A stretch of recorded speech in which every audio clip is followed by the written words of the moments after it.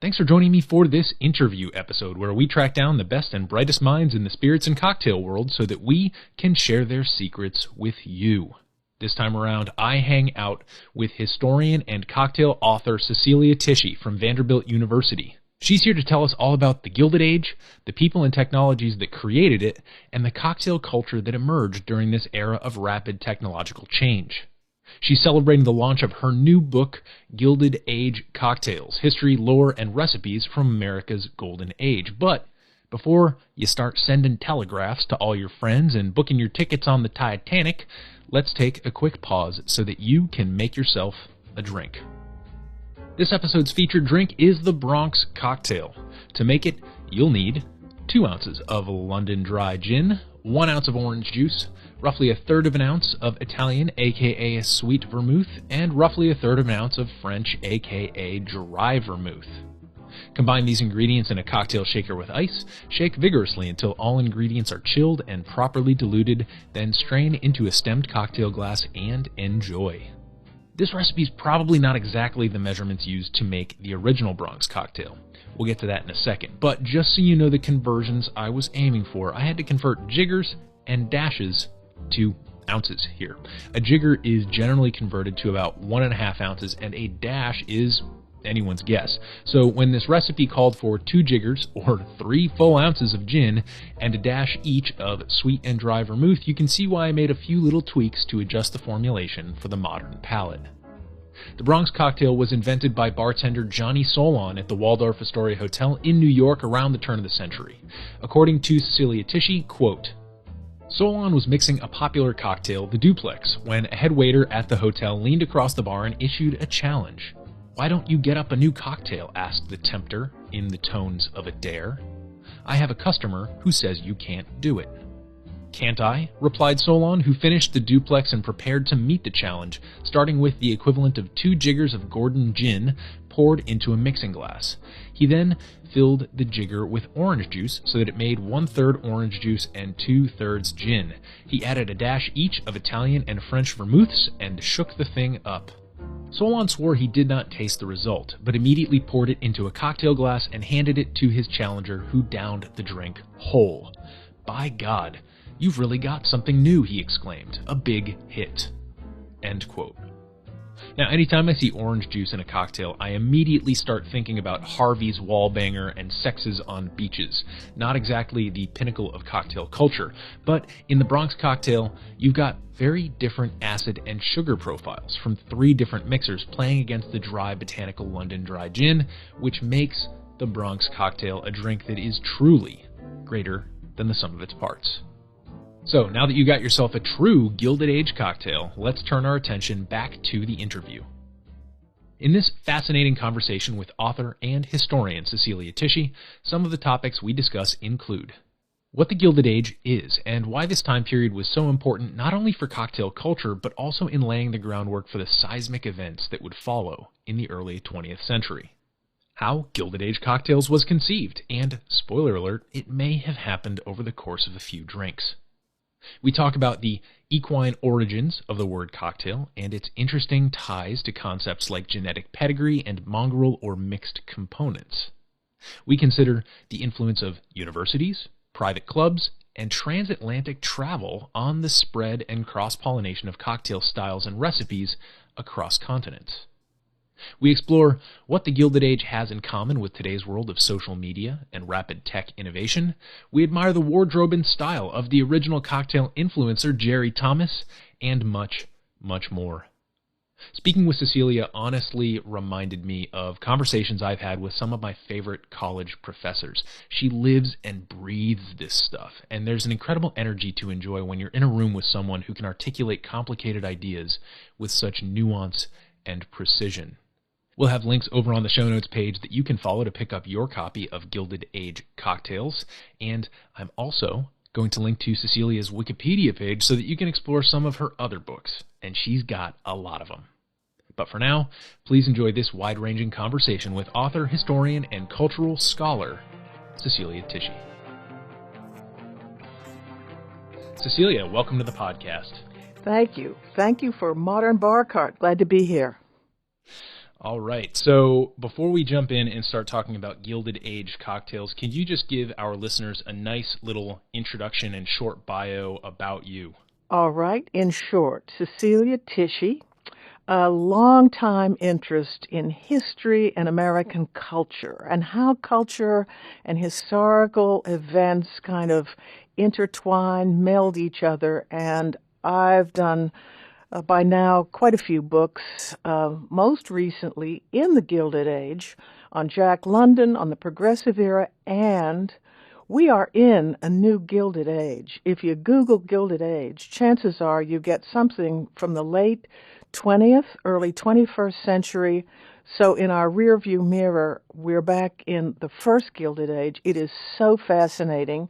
And my published work, my classroom work, my lectures and teaching have been centered in that era. But I like to take the broad view of American history as we've evolved from the 1700s, even the 1600s, when the Pilgrims and Puritans came over and they were drinking beer because the water was dodgy. And so we have a long history in this country of libations, and they've all evolved. And I've taken an interest in the culture and how it moves and how we all move in it. There's a sentence that I committed to memory. Let me just put it out there. We live in history, and history lives in us. That's worth some thinking. Okay. Yeah, certainly. And I'm very excited to, in this interview, delve into some of the echoes that we experience, right? These historical echoes where, it's very easy for us to look forward to the future, and very tempting, certainly. Humans like to be able to predict things. But I think it's perhaps more instructive to look to the past and to do a little bit of comparing and contrasting of ourselves and our current situation against maybe similar situations that may have come before us. So I'm very excited for this, and I wanted to just talk a little bit about the book itself as a project. When did this project come to you? Was it an idea that you had? Did somebody bring it to you and say, hey, is this something that you could do for us? Just tell us the story of the book from its inception to now. Will do. Well, this book was a follow-up from a previous book titled What Would Mrs. Astor Do? The mores and ethics of the first Gilded Age when Mrs. Astor, Mrs. William Backhouse Astor Jr., presided over New York society.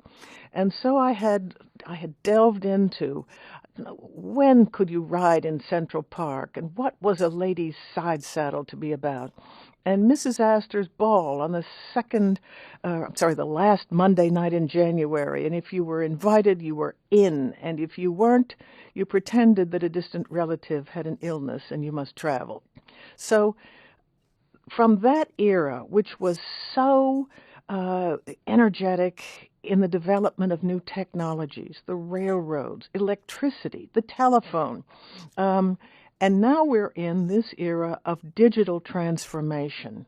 Still a little stumbling with it as telephone calls drop, but who would go back to the previous era of the typewriter, clack, clack, clack, and now with the electronic keyboard and being able, social media, and in the first Gilded Age, social media was the railroad, really, and the telegraph, and the telephone. So we're in another period of rapid technological change that's bringing back to us a reformulation of manners. For example, at today's dinner parties, sometimes people agree, the guests, the hosts, to put their cell phones out of sight, to turn them off during dinner. This is new because just a short time ago, everybody sits down, the server is at the elbows, and everybody's on their phones, and still today. So what was good conduct? What was social conduct? How could we be with one another? Back then, in we're talking from Civil War up to World War I. We're talking about a half century of very rapid change. Here's one example in addition: indoor plumbing. What a revolution for housing to be fitted out with real bathrooms, with tubs, with hot and cold running water. It was like a miracle. Well, we're in such a time of change right now. Cables being strung for new internet, for streaming. We're all figuring it out, just as back then, from about 1870 into 1914, the same kind of restless energy and creative energy. And let's mention, it was Mark Twain with a collaborating writer, Charles Dudley Warner, who wrote the two of them, long novel called The Gilded Age. Other names for that period were the Age of Energy, the Age of Steel and Steam, but the name that stuck is the Gilded Age. All that flash, all that sparkle, and now we're in a second Gilded Age, and once again, it's not the same, but it reignites the energies, certain uncertainties, and a look to the future. And as you're saying, Eric, we also need to revisit the past to see that the last chapter is something like the chapter we're in right now. I love that. I like the impulse to go back and assign to the Gilded Age the first age of social media, where we can, the definition of quote unquote instantaneous communication seems like one that has a little bit of room for interpretation, because to get news, from a telegraph back in the late 1800s certainly must have felt the way that we feel exchanging direct messages or text messages on our smartphones today. There is certainly a similarity there, at least with respect to what came before it. And absolutely. Now, what I realize also is you asked me, where did this Gilded Age Cocktails book come from? And I didn't fully answer. So let me just say, at dinner in Tarrytown, New York, with my literary agent, and we were talking about the Mrs. Astor book, What Would Mrs. Astor Do? And we were enjoying cocktails, and sort of deciding, is yours too sweet? Mine's a little salty. I don't know. What do you think? And then it dawned on both of us. The Mrs. Astor book didn't have quite enough about cocktails. It had champagne, it had wines, but what about cocktails? Isn't there room for a book on the cocktails of the Gilded Age? Who drank them, and when, and where, and what was in them? And so I set off on that romp, and Deirdre, my agent, Deirdre Mullane, who is so smart about these things, she got in touch with the editor at New York University Press, and they had a special series going, and they signed it up, and I was off on a new, call it a romp, call it an adventure. It's been fun.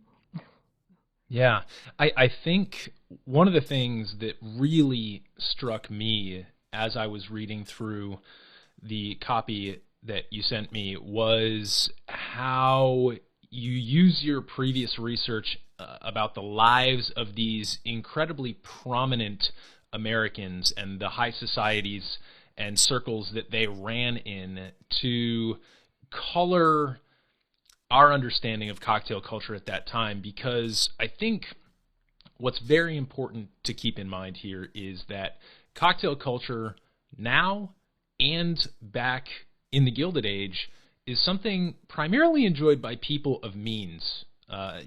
Today we might be enjoying a slight democratization of the cocktail world, but certainly back during that time, cocktails were almost always in the way that we think of them now, with the nice crystal glassware, with the parties enjoyed by people of intense means. And this is the first time I'm really seeing that connection drawn so intimately. There's always reference, I've heard references to some of these clubs and societies, but you deal with them very directly in this book, and especially with some of the incredibly supercharged people like the Astors, for example. So that's something that I'm really interested in. Can you, I guess, explain why the Gilded Age was such a great time to be drinking cocktails? That's a terrific issue and question. The people of means, who were the experimenters, the connoisseurs of the new cocktails. Let's remember, a lot of immigrants were in the country. They would brew their own beer, distill their wines. As for whiskeys, there's a phrase, barrel house whiskey, the cheapest hooch.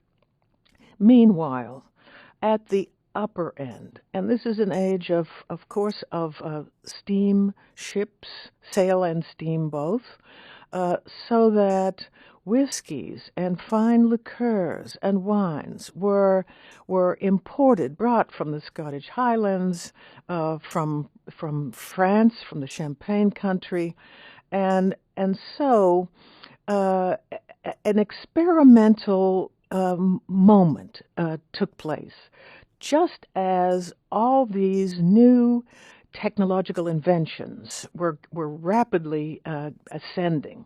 The Vanderbilts, the sons of the original Commodore, were the first to electrify their houses in Manhattan.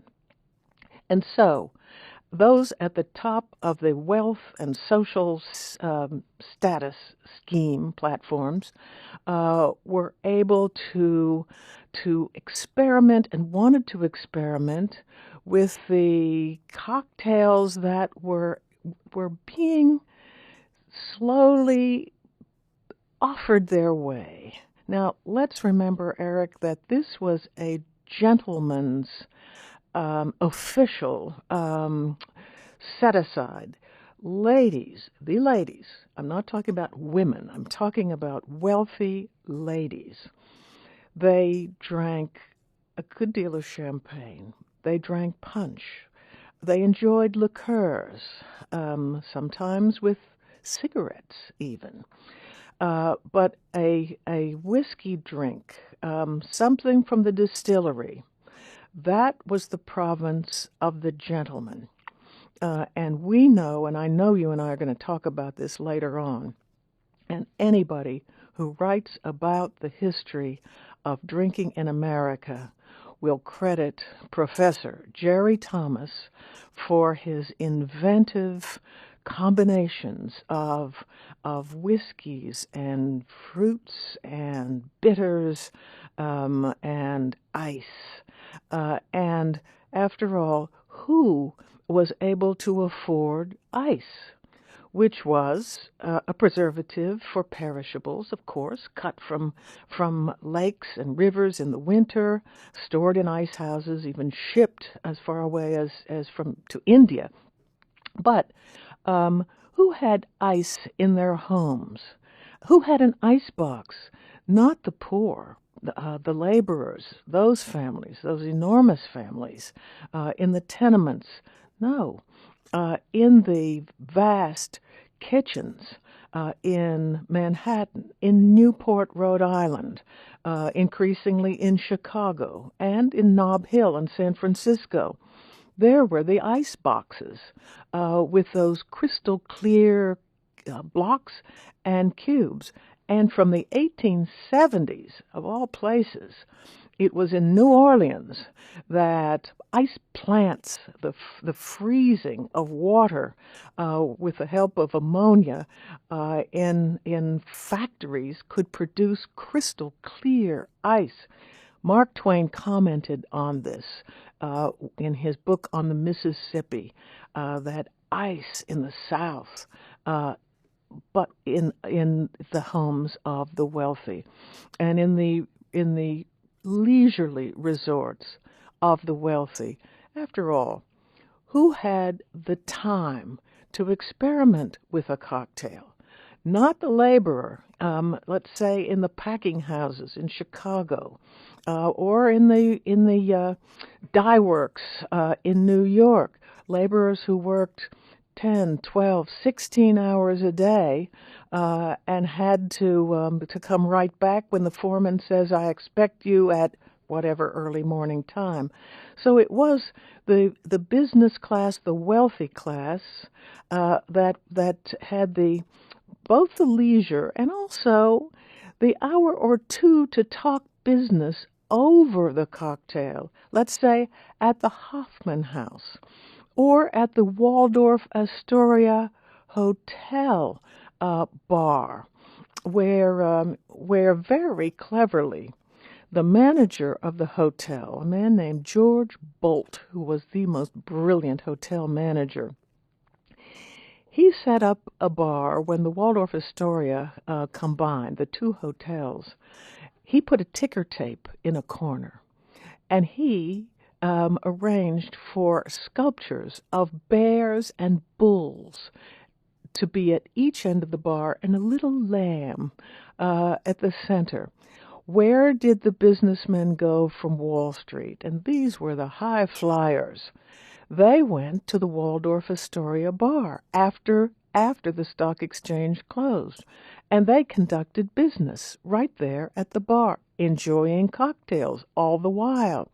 So we see that it was the upper echelon of society that experimented with the new combinations, that the clever bartenders like Jerry Thomas, like Henry Ramos down in New Orleans, and I can't remember the name, but in San Francisco on Montgomery Street, the Pisco Sours were the favorites. And these were the very wealthy movers and shakers of their era, and they were listening to the cocktail shaker while they conducted business. So, yes, the idea of the cocktail did filter down steadily and gradually, but there was a real line between those of means and those who were, to be frank, toiling for their daily bread in an America of the first Gilded Age. I love, first of all, the map that you kind of laid out before us as you were describing who and where clear ice was available during the late 1800s. And if anyone's ever lived near a lake in an area where it freezes, you know that as that lake freezes, the ice on top is indeed crystal clear. Because only when you freeze something solid do the gases and the dissolved aqueous minerals aggregate towards the middle and bottom of the cube. So there's this just wonderful affordance of lake-cut ice that it was crystal clear.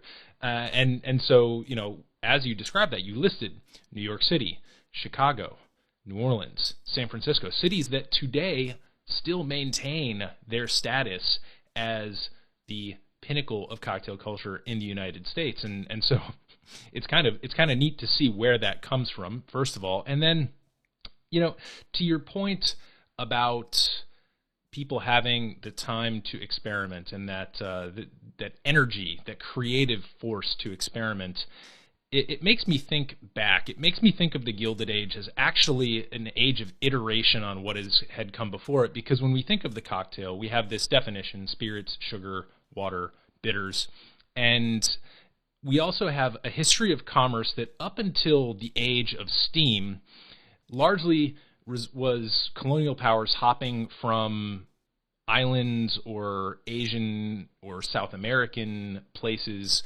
grabbing up the strange and wonderful spices or produce that was there, and then we see these developments like grog and punch for the British Navy, for example, that allowed them to, prevent their teeth and fingernails from falling out due to scurvy. And these were the precursors to the cocktail. Slings, toddies, these all incorporated the citrus and spices of that time. Then we have the formalization of the cocktail in the old-fashioned, the Manhattan, the martini. And then as the Gilded Age progresses, as you're describing, these are the folks who are now able to start bringing in other instead of commodity items, perhaps luxury items, right? These strange liqueurs and cordials from mainland Europe, as you mentioned, the Highland Scotch whiskies, and here's where we see what I come to understand as, quote, pre-prohibition age cocktails. And I think there's a really important distinction to draw there between the Gilded Age or pre-prohibition cocktails and, of course, the Prohibition age cocktails. In fact, I was listening recently to a podcast with Dave Wondrich and Noah Rothbaum, Life Behind Bars, and they said that people tend to confuse these two. So I thought it might be important for us to draw that distinction between the pre-prohibition age cocktails, which are as you mentioned, the province of your book, and the Prohibition age cocktails, which enjoyed a different type of notoriety and also some slightly different constraints. Would you agree? I totally agree. You are so right.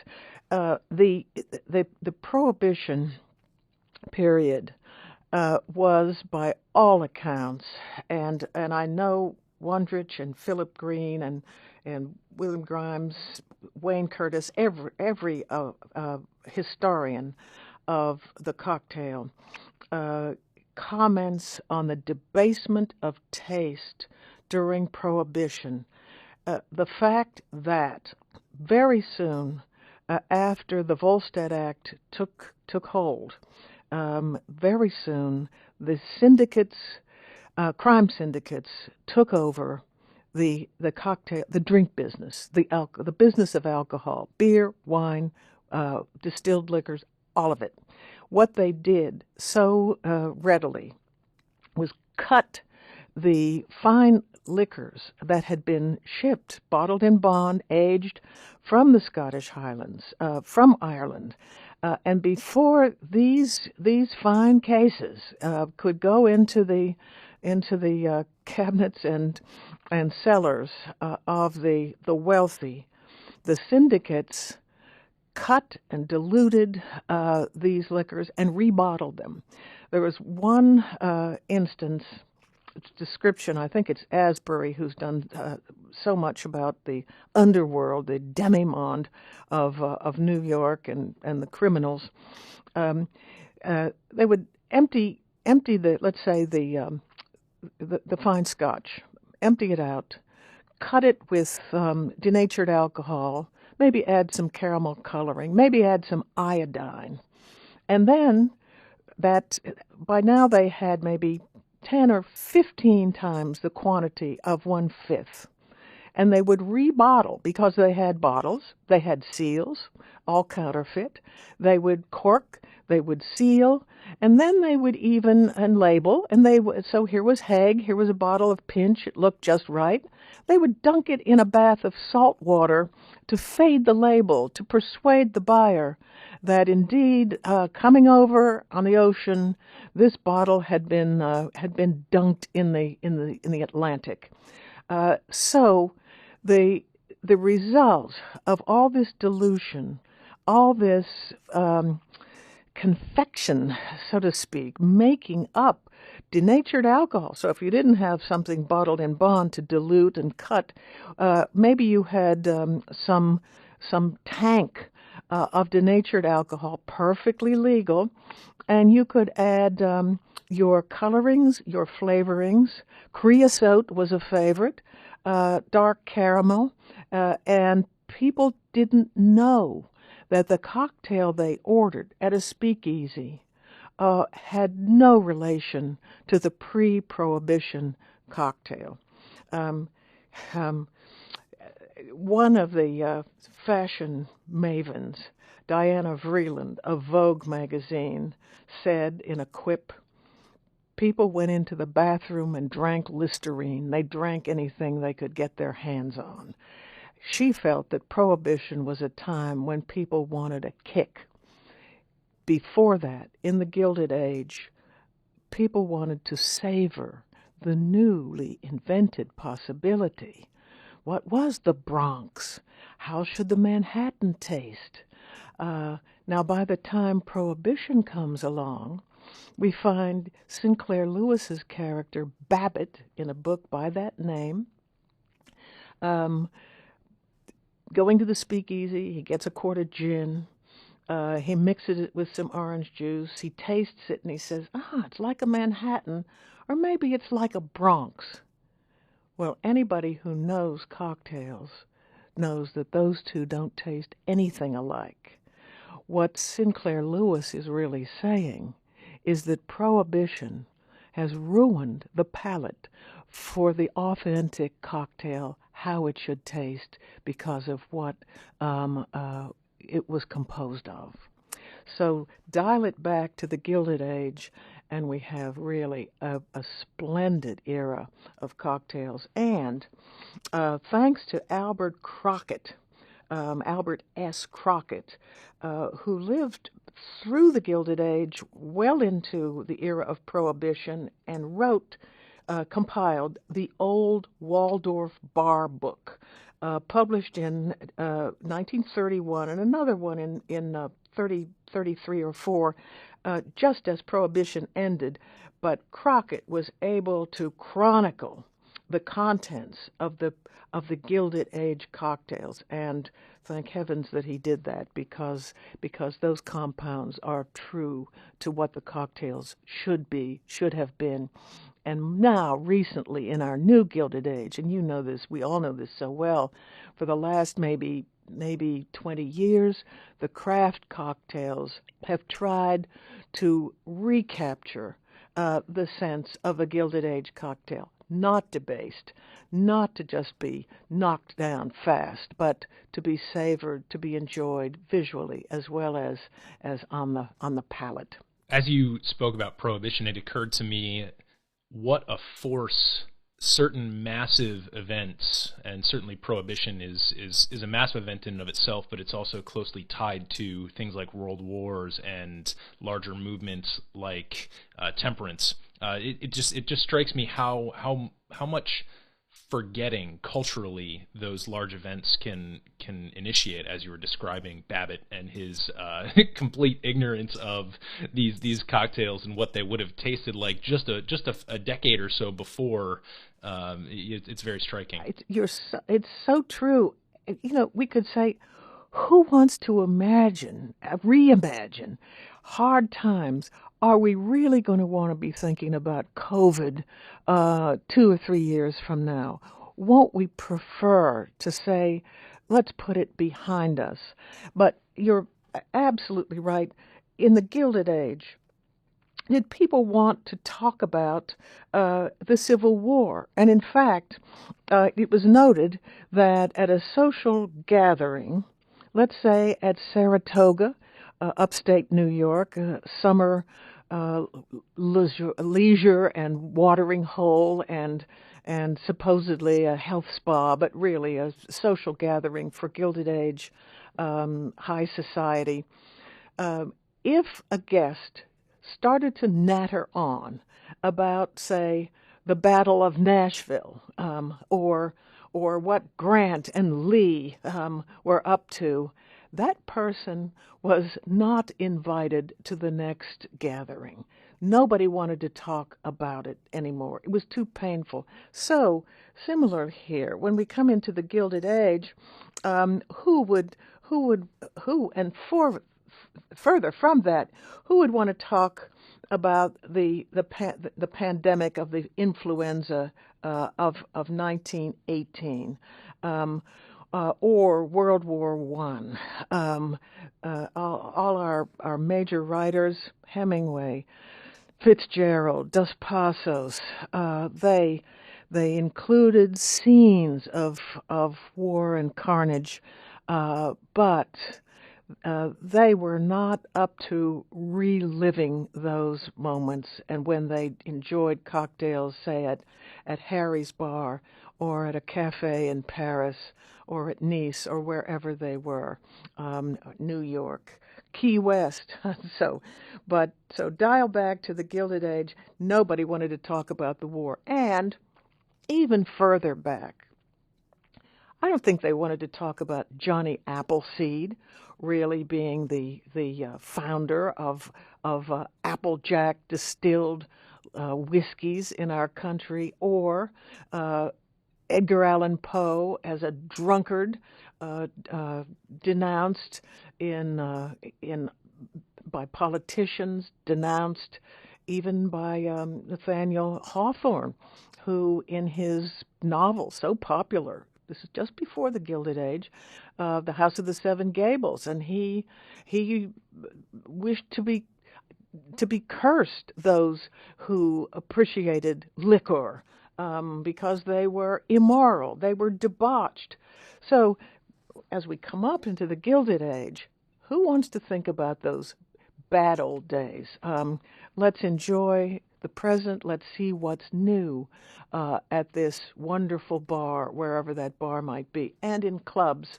The Pendennis Club in Louisville, Kentucky, where Tom Bullock, this legendary black bartender, was often mixing his juleps. And in St. Louis, where he went to mix juleps, and he wrote a bar book himself. So suddenly we had new authors. There was Jerry Thomas compiling his cocktail book. There was Tom Bullock, also not till 1917, but we had a library building of current new combinations. And it began to be said that some bartenders should rely on the existing library and not try to outdo their bartending predecessors, because they were going too far. Yeah. Yeah, that's fascinating. What I'd like to just quickly pause on before we maybe talk about some of these social clubs and university clubs is the definition of the cocktail that you put forth in the first chapter of your book, because I have a feeling that many of our listeners will be familiar with Dave Wondrich's cocktail etymology story with the horse and the ginger and all of the various connotations associated with that. But you put forth a different definition, so I'd love if you could maybe talk our listeners through that. Well, glad to do it, but let me also commend Wondrich's work. That book of his, Imbibe, better be the imbible on anybody's shelf who plans to think about writing about cocktails. Also Philip Green. I mean, the whole list of these guys. They're terrific. But what made most sense to me in relation to the naming of the cocktail is the history of, in a sense, agriculture of livestock, of the breeding of livestock. For that matter, of plant breeding, of grafting twigs onto stronger stock to produce better apples. Well, of breeding cattle, of breeding horses. And the question, and it's, by gosh, it's just come up as we've had the Kentucky Derby just a few days ago, and the controversy that comes of that. What is the thoroughbred? And what, contrary to the thoroughbred, might be a horse looking good, but not a purebred, not a thoroughbred? How to distinguish one from the other? There was a lot at stake. For one thing, commercial value. What does a thoroughbred fetch in the market, and what a mixed breed? And how can you tell? Well, the one part of the animal that could easily, visually, be distinguished from another would be the tail. Cocked would be nothing to do with a rooster, everything to do with cutting part of the tail of an impure horse.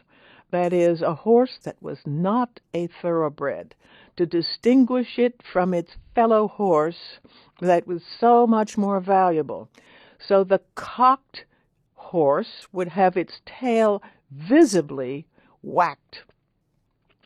If we move over to whiskey drinks,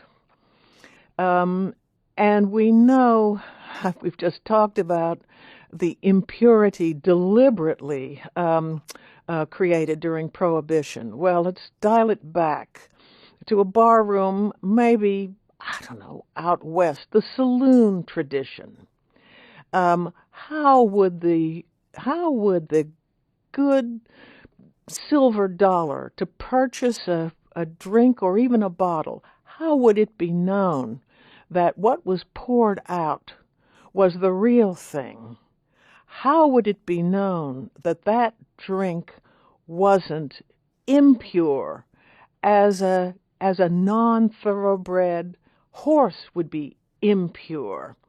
If you paid for your whiskey, you wanted it straight. You didn't want it to be cocktailed like that horse that wasn't the pure, real thing. So it made a lot of sense to me, Eric, that would be how cocktails got their name. Now, when did the pure whiskey drink become a more pleasurable sip? I almost hesitate imagining. We don't know who first introduced ice. A watered drink was a sham, impure, cocked. But when a chip of ice introduced to a glass of whiskey cooled it, maybe the ice chimed against the glass if the glassware had some quality, and it was pleasing to the palate. And that, I am sure, was the first of the cocktail that could be enjoyed and approved of, and that ice, I think, led the way to other combinations that were regarded not as impure, not as cheats or frauds, but welcome beverages that opened up a whole array, a rainbow of new possibilities.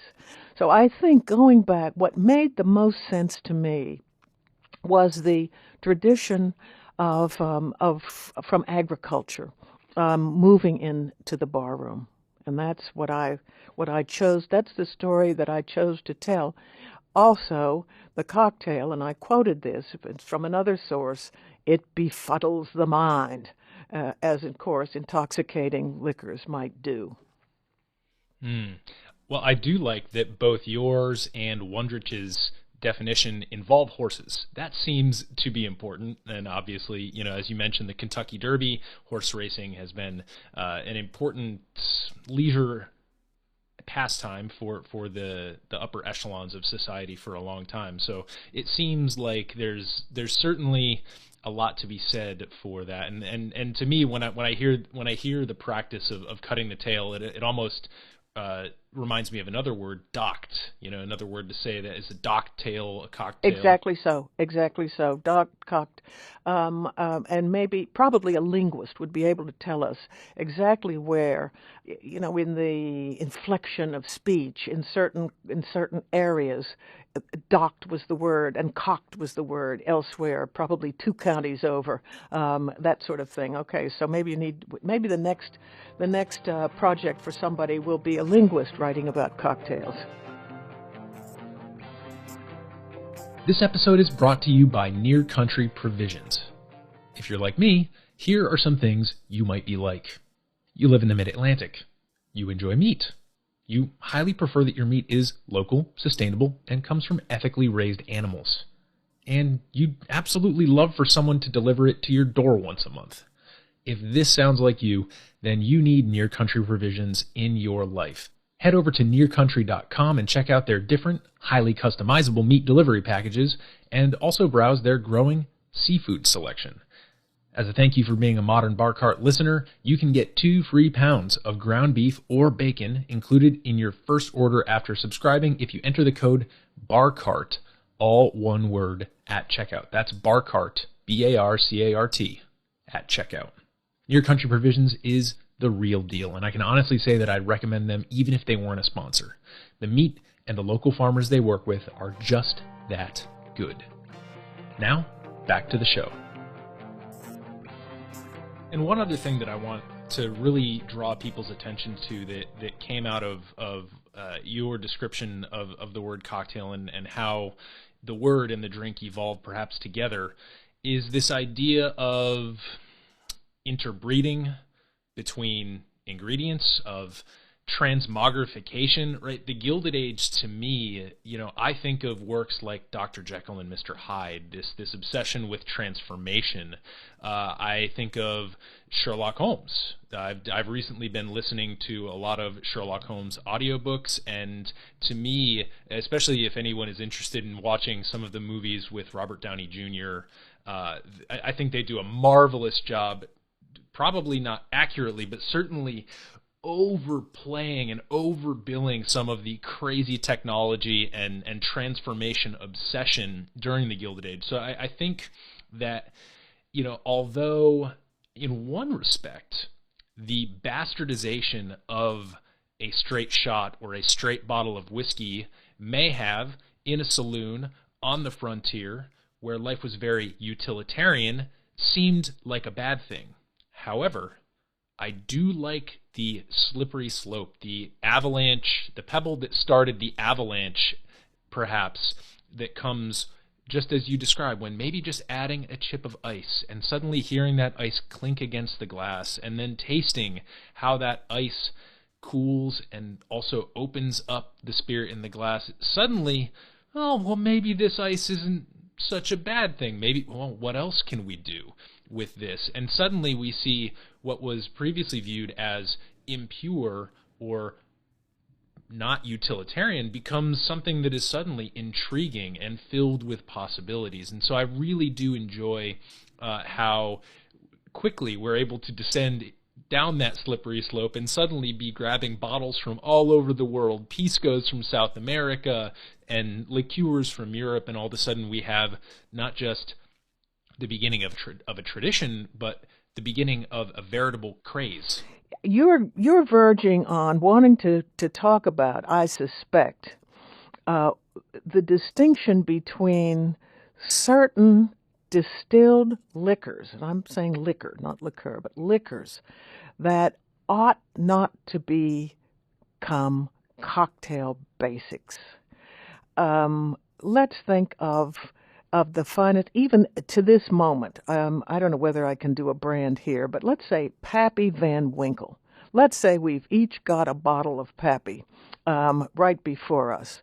Would we want to make a cocktail out of it? Absolutely not. It is a whiskey to be very carefully savored, no ice, no fruit, no garnish, no bitters. Stop it. Enjoy it, pour yourself an inch, enjoy it over a serious hour or hour and a half. So separating those very fine liquors from perfectly good ones that lend themselves to the outlay of fruits and bitters and other ingredients that produce a cocktail, a fine cocktail. Once George Bolt, again back to that manager of the Waldorf Astoria Hotel, Bolt was so flummoxed to see Westerners come in, as you were referring to, from the open range or the saloons, or maybe they were copper kings and had made vast fortunes, and they came in their boots and their wide-brimmed hats, and they said, "I want some of that liqueur." And the bartender would produce perhaps Cointreau Benedictine, and the swaggering Westerner would say, "I'm a real he-man, I am, and when I want a drink, I want a real drink. Bring me bring me the bottle, not a thimble-sized glass. Bring me a big, tall glass, maybe ice, and I want that bottle." Now, the profits from all those bottles and cases of liqueurs were just ample. But to see what ought to be sipped in small quantities, poured in vast quantities, and gulped down. It made George Bolt gulp. He didn't like it at all, but as a courteous manager, he did what the customer wanted him to do. So we're talking really about the cocktail, the basis of the cocktail. What gin would that be? What whiskey might that be? But set aside the finest as if they were liqueurs and sip them slowly. I like that distinction a lot, and I think if you ride that distinction out, you can trace a lot of important cocktail decisions or just drinking decisions in general through the decades and ages between the Gilded Age and now. So earlier in our conversation, you were mentioning some of the social circles and some of the social I guess, motivators in terms of who's who wants to be seen at what parties. And I wanted to maybe pivot now to talk about the role that private clubs and universities had in the spread of cocktail culture, because if we're looking at a family tree, or if we're trying to trace who knows whom and the relationships, who was writing letters to whom, sending telegraphs to whom, the university and the private club seem to be places where those networks are particularly dense and intertwined. So I'm wondering if you can maybe give us an overview of the impact that some of these cultures had on the cocktail scene during the Gilded Age. Absolutely. I mean, you've hit it right. The social scene, the interlocking, what the social critic Thorsten Veblen called the interlocking directorate, and he was talking about corporations in which boards were swapped around. The same figures would show up on the different boards. Well, the same, and this is gentlemen. Remember, this is ladies had circles, but men had clubs. And if we start on the far west coast, there's the Bohemian Club that's still to this day as both a clubhouse and meets annually these gentlemen in the Bohemian Grove, or Redwood Groves, outside San Francisco. Some guests invited. Jack London was invited back in the day, but he was invited by the gentlemen of wealth in the Bay Area, the San Francisco Bay Area. Move up to Virginia City, which was the silver boom city in Nevada, and the Washoe Club was flourishing. Again, the Silver Kings, the mining moguls, would be members only of that club, enjoying and moving into Philadelphia, to New York City, the Union Club, the Union League Club, the Cosmos Club in D.C. Now, why join a club? Like-minded gentlemen who had something to say to one another, whose references need not be explained to one another, but perhaps enjoying their membership would like to include in their fellowship the insignia of the club, perhaps a necktie, perhaps cufflinks, even studs that had been cast with the insignia of the club itself, perhaps showing a medallion or a crest at its portals. And so along with all these club memberships, these fellowships, would be the cocktail combined of ingredients specific to that club. So there were Bohemian cocktails, and as you see in my book, Gilded Age Cocktails, what we now think of as the Ivy League, the Harvard cocktail, the Yale cocktail, the Brown cocktail, the University of Pennsylvania cocktail, each one different, each one compounded and at reunions served and toasted Glad to see you, old fellow, and how are you doing? So good to be here. And bearing in mind, the railroads readily took the alumni from wherever they were living right into the city. And after the first years of the 20th century, we had the horseless carriages becoming the motor cars and roadways. And so the clubs with their own insignias included their own cocktails. And each one is different. We think of back to Theodore Roosevelt in his years at Harvard, and he wrote extensively to his mother of what his day might be. He didn't tell her that he had gone across the river to quaff a shandygraph, which was a combination of beer and perhaps a ginger ale, but the Harvard boys often did exactly that. Nor did Clarence Day, who was at Yale and who spent so much money on his club ties and his socks and his cufflinks, and had to tell his father that he had spent all his allowance, but he didn't tell what he had confessed later in his memoir, that he went into New Haven and ordered cocktails from the Hubline brothers, who mixed such delectable drinks for him.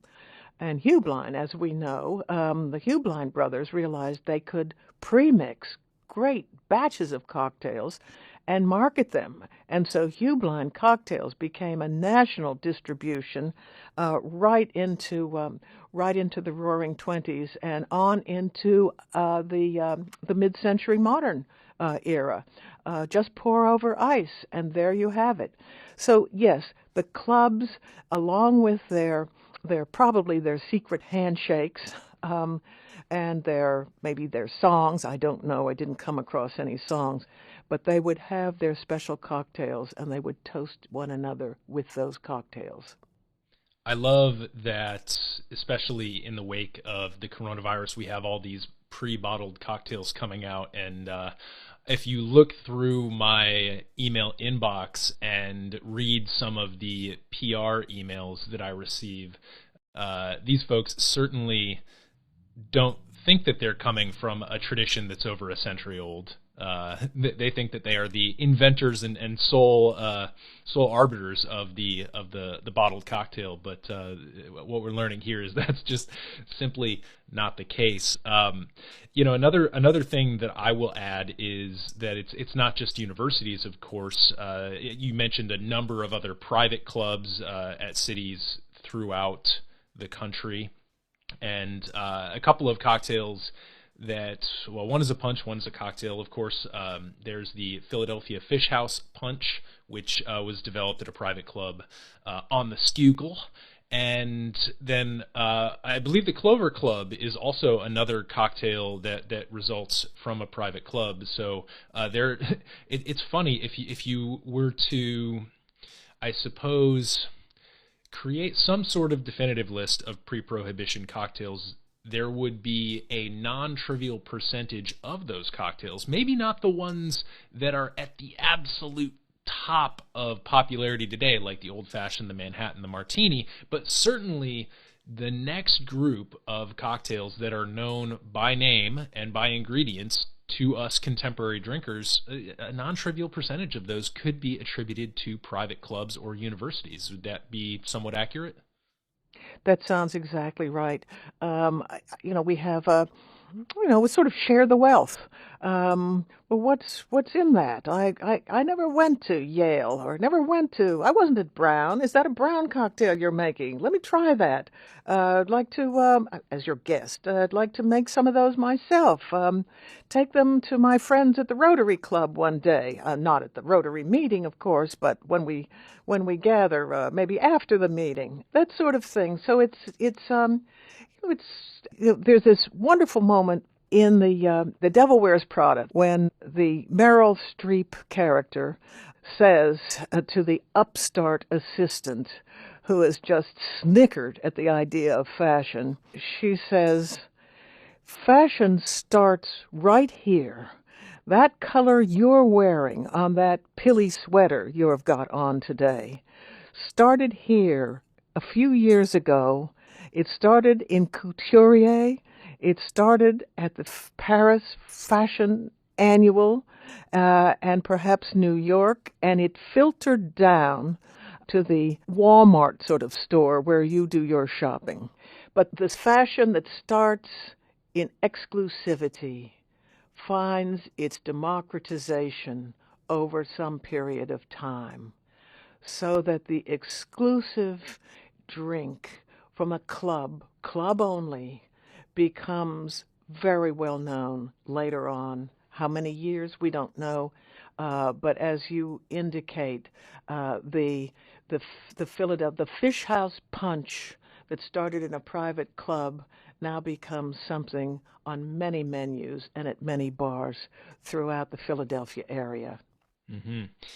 And there are certainly echoes of that today in what we might call modern classic cocktails. The penicillin that was invented in Milk and Honey in New York, now that is a drink that you could very easily see on menus at craft cocktail bars across the country, and yet originally it was conceived in a single place at a very important point in time during the cocktail renaissance. So again, another echo that we're seeing here. And one point I do want to make before we move on, we sort of just started talking about the Gilded Age and about cocktails, and we've been going pretty hard and fast here. But one thing I want to point out about the structure of your book is that it's not just a book explaining the Gilded Age. It's also a book that, in addition to some of these quotes that you've found through painstaking research and experience, studying these influential figures for your other books, you also have recipes so that we can understand not only the context in which these drinks were consumed, but also the constituents of the drink. So I wouldn't call Gilded Age Cocktails a recipe book as such, but for people who are interested in learning more about what we're talking about, these cocktails are seeded through the various chapters to be able to put the ingredients and the formulation of these cocktails in relief of the people and context in which they were consumed. So I wanted to make that point before we moved on. Yeah, thank you. Yes, the recipes are here. It was pointed out to me that I should point out that the Gilded Age imbibers had something of a sweet tooth that in modern taste might feel a little too sweet. That the proportions are the proportions of that era, so that to mix up some of the recipes in my book is to sort of take a sample from history and looking at those ingredients, the quantities. Those who, for instance, prefer the martini in which the dry vermouth is waved over the glass will find serious quantities of vermouth recommended. So if you want to see, if you want to taste what the Gilded Age tasted, try the recipes. But by all means, look at the recipes and see how they contrast to what is currently the fashionable drink.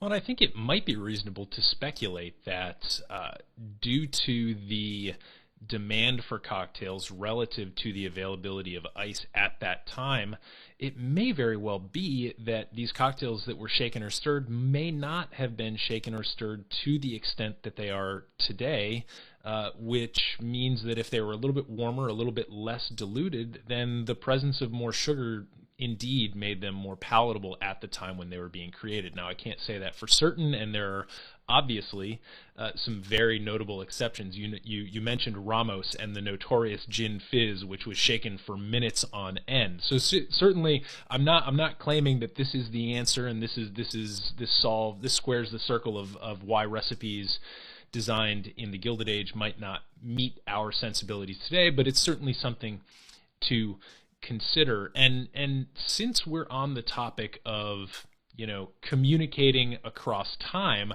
I thought a nice way to wrap up this interview before we jumped into the lightning round questions might be to consider communications and I guess the movement of ideas across space, with that space being primarily the Atlantic Ocean. We mentioned ocean liners back then. Certainly one of the important events toward the end of the Gilded Age was the sinking of the Titanic.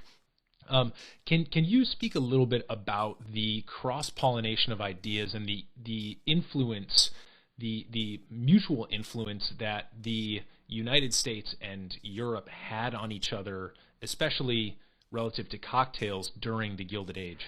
Certainly, and first, your theory of the palate of the Gilded Age in a shaker that is not shaken so vigorously, a slightly less chilled cocktail that might sweeten in the mouth.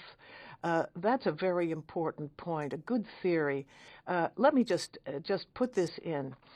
If you visit a museum of furniture, decorative arts of the late 19th century, the Gilded Age, you will still see a safe, a locked compartment that contained the sugar, because it was often in a loaf and it was somewhat scarce. Sugar wasn't an easily afforded and readily available commodity. So a sweetener in a cocktail would have been a special treat, both for the gentlemen and probably for the ladies as well. If we remember that ladies were prohibited from enjoying the cocktails, suppose they did get to sip the gentleman's drink a bit and might be pleasantly surprised by its sweetness, reminding them of some of the confectionaries they enjoyed. So now, to turn to the transatlantic movement, if we remember that our Gilded Age in France was called the Belle Époque, the beautiful epoch, time of being.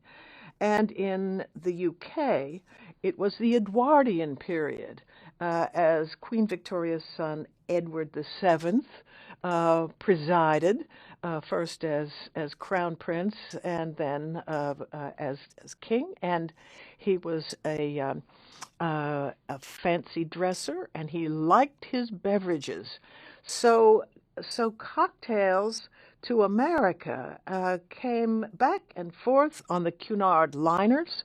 If we look at the menus, cocktail menus, wines, liqueurs, and cocktails, they were there on the White Star liners, and of course White Star was a Titanic ship. Cunard, White Star, back and forth across the oceans all the time, and cocktails served. But the wealthy, the ultra-wealthy of the Gilded Age United States, of course, traveled internationally.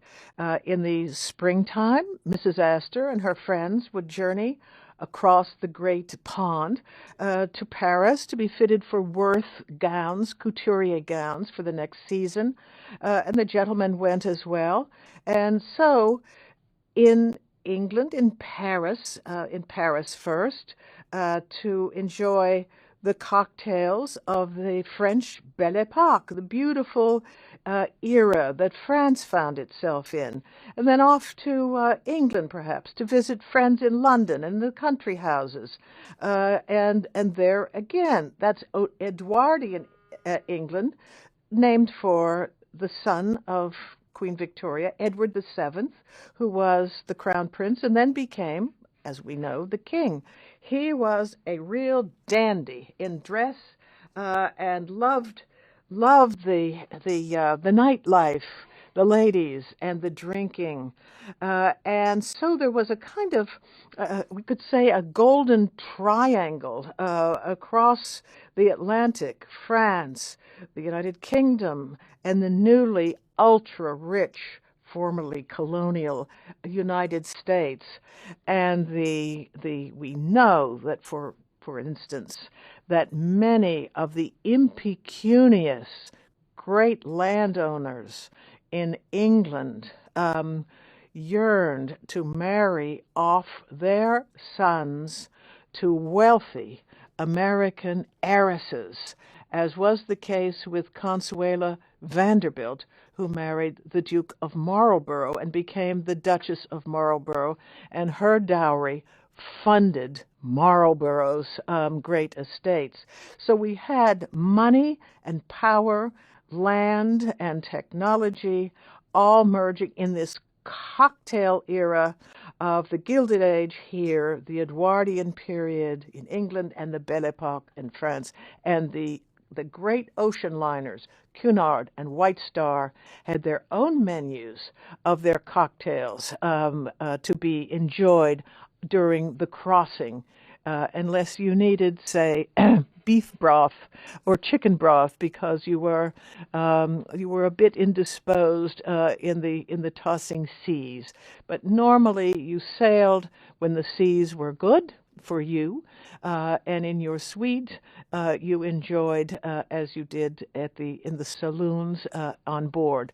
So the cocktails flowed on Cunard and White Star liners, and as we know, White Star was the line of the Titanic, but we'll not get into that today. Well, I enjoy drinking on boats, and so I don't see any reason why the Victorians and Edwardians wouldn't also have enjoyed drinking on boats. And I like this idea of the Golden Triangle. I really do see a lot of influences, especially, it crosses the line from culture into the art world as well. We mentioned Edgar Allan Poe earlier, who was sort of reviled by some of his American contemporaries, and yet he was actually a great inspiration for a lot of the surrealist French poetry in the Belle Epoque that very much put drinking at the forefront. We have Arthur Rimbaud, we have Baudelaire. These people are famous for their enjoyment of absinthe.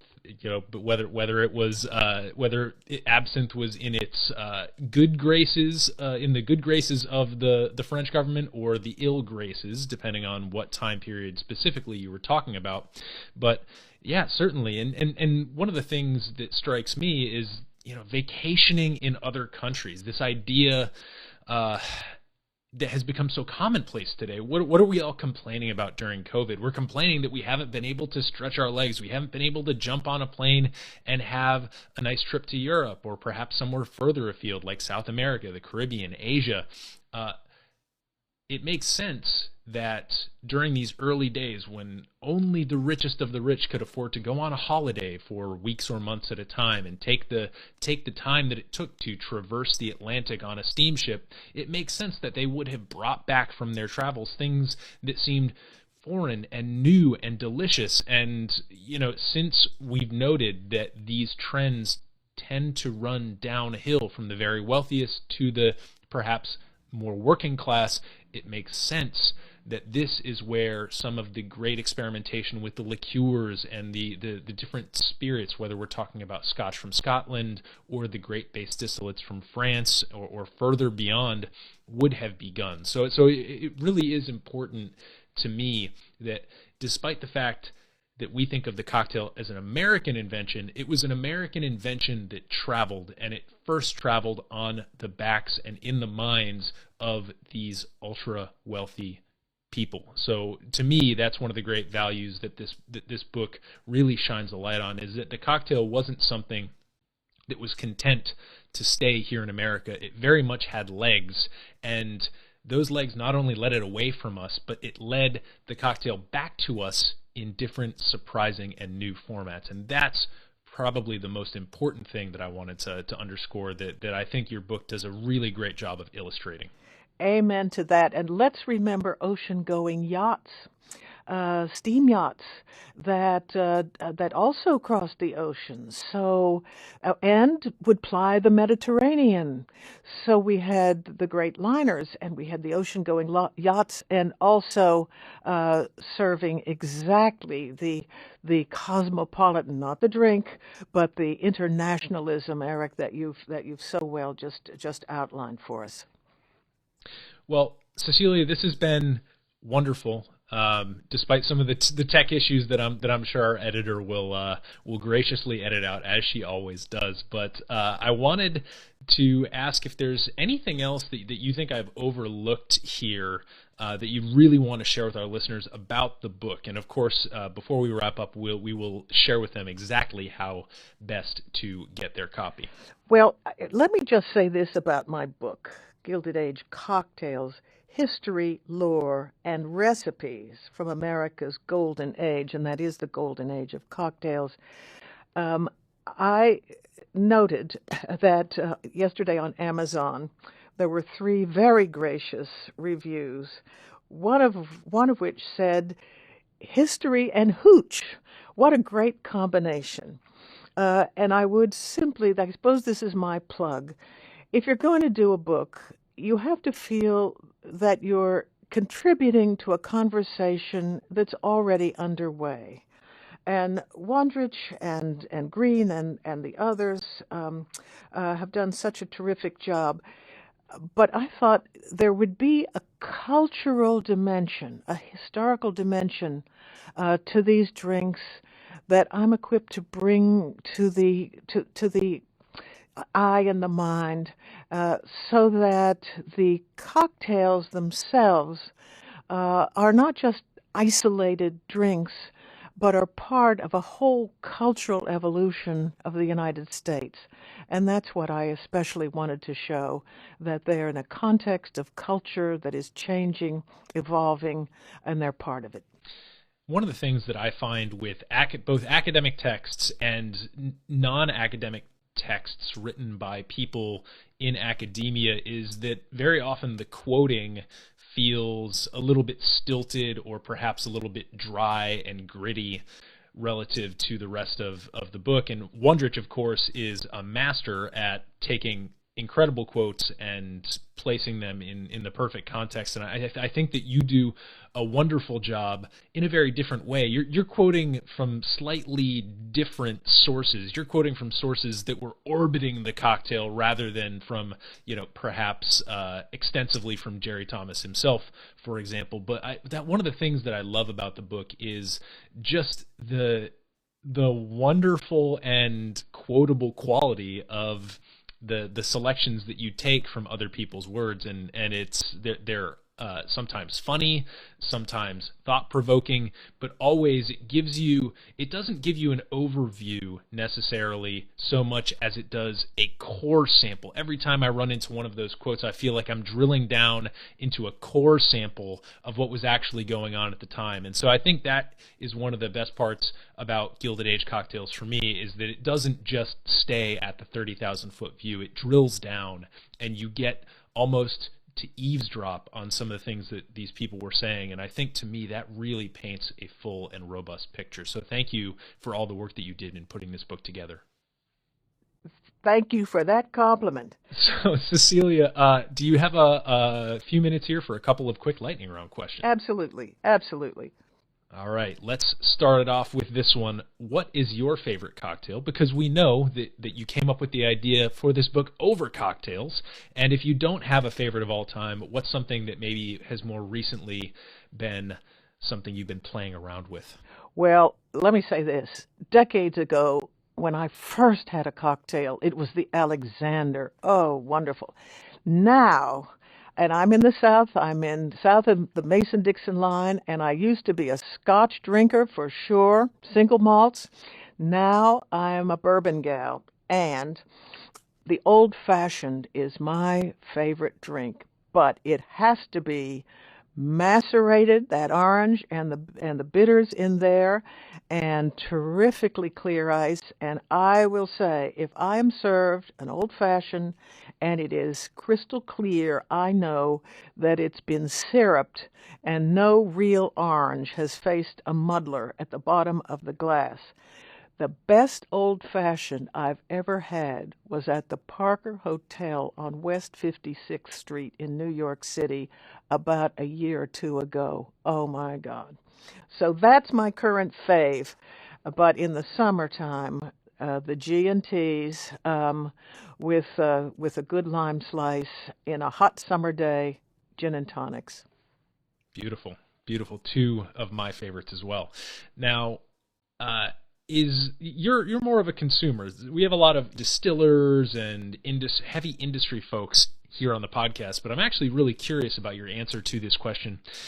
Are there any products or trends in the spirits and cocktail space that you feel are perhaps underrated or underappreciated at the moment?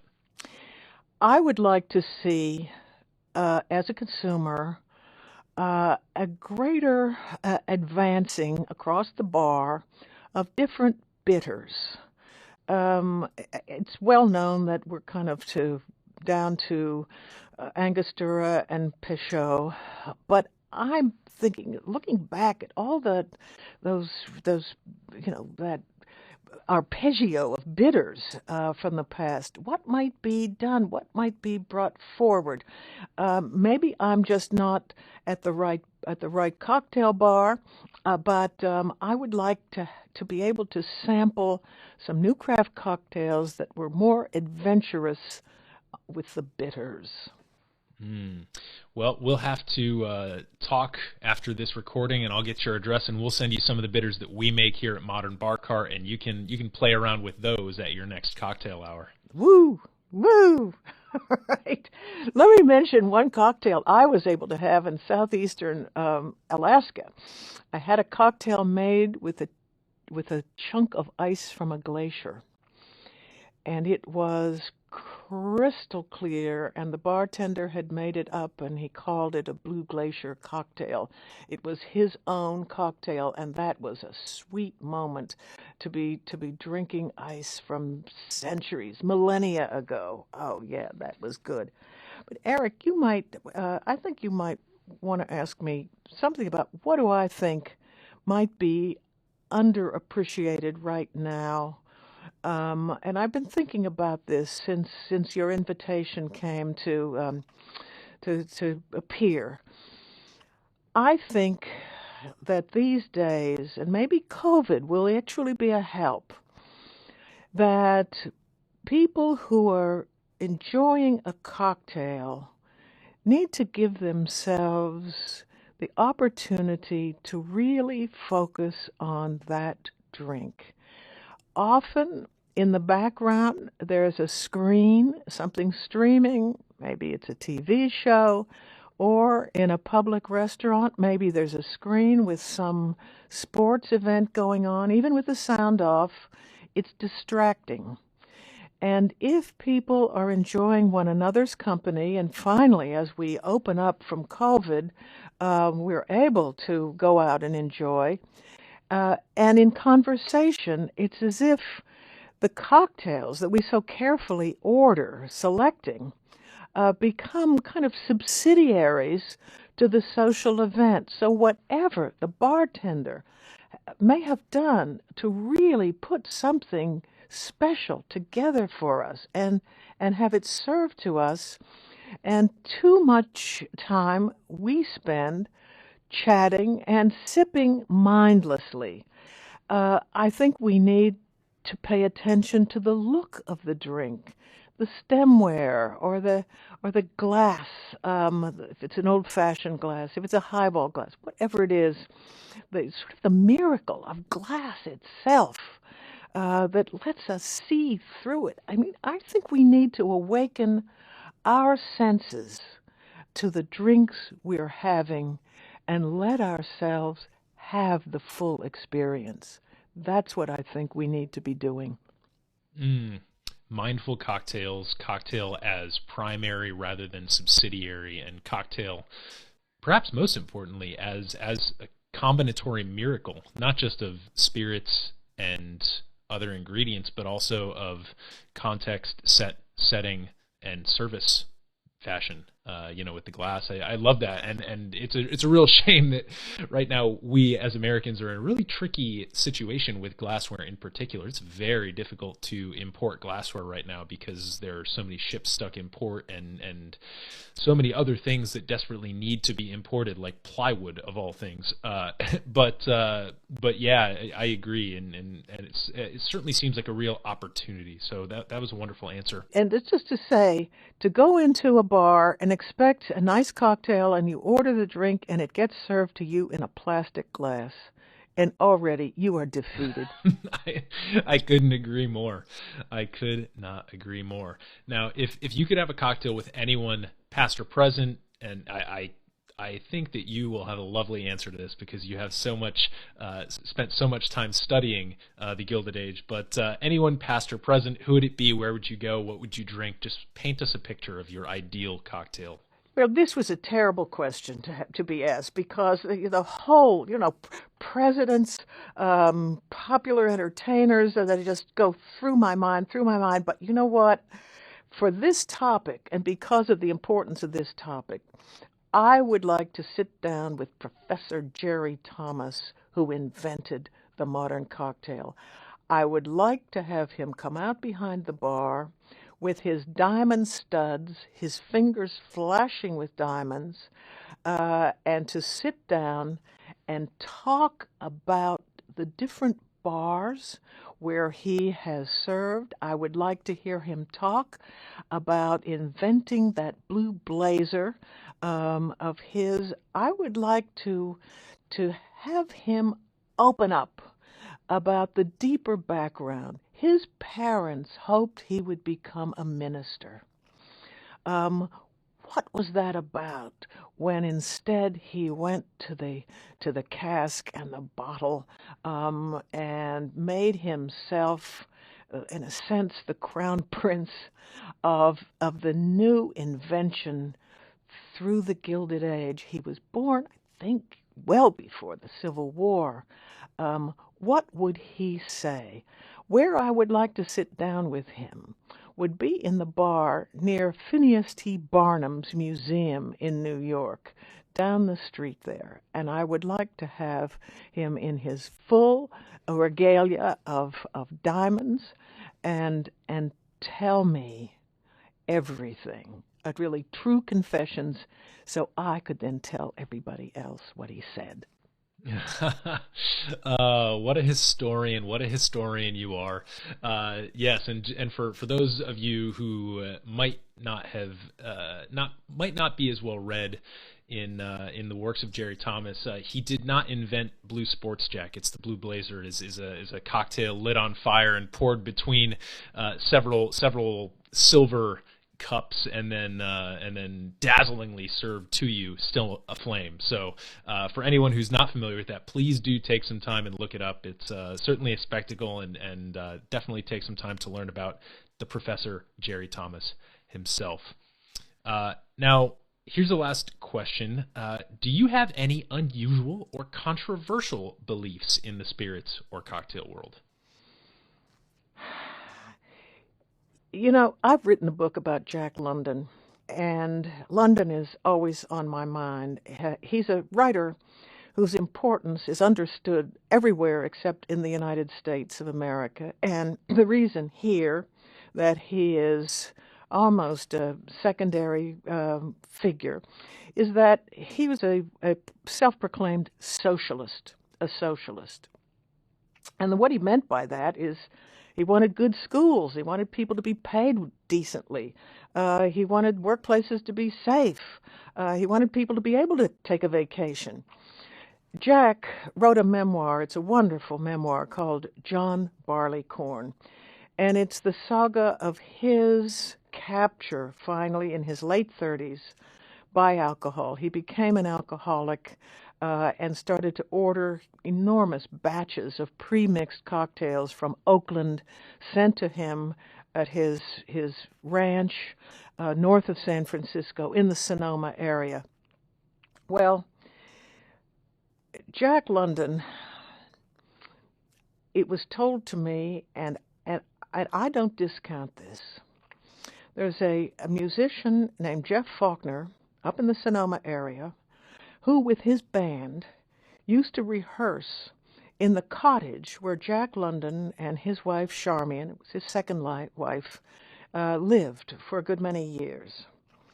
And Faulkner is not a paranormal guy, and I'm not usually a paranormal person, except there have been so many coincidences that it's hard to think otherwise. Anyway, Jeff Falconer was telling one rehearsal day in that cottage, and they're in the middle of rehearsal, and he's on his instrument, and he said, this face emerged, and it was him.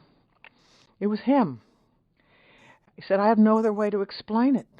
And he looked at me, and he seemed to approve. It was okay to be there in his space. And then he disappeared. And I listened to what Jeff Falconer had to say. He wrote a song about Jack London, and he's written many songs, and that song is just incredible, and I hope he records it. Now, let me tell you that very recently, I was thinking of editing Jack London's memoir, John Barleycorn. My printer, beside my home computer, my printer does not print in color. Just got a black and white well in there with carbon dust, whatever it is. Suddenly, and I was not on the keyboard typing, I was sitting there thinking about what I was going to do. The printer started up, and out came this page in color with a Jack London heading, with a picture of him, and with Call of the Wild as a book, of course his most famous book. I cannot account for that printout page. Only one page. The printer, was it on? Yes. Was it in use? No. Was my keyboard in use? No. Why did that happen? That's a lovely story, and I wasn't aware of John Barleycorn as a text. I was aware of, I think, the trifecta of the three most famous, Call the Wild, White Fang, Typhoon, being yes. the three that I'm familiar with. Eric, you'll really, especially with this sort of a gig, you'll really like it. I wish I had a spare copy to send you, but I will get a copy and send it your way.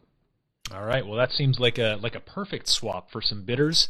And Cecelia, I just want to ask how our listeners should best go about securing a copy of Gilded Age Cocktails. When is it officially being released, and is there any way to pre-order this book? It exists. It came out on May 4.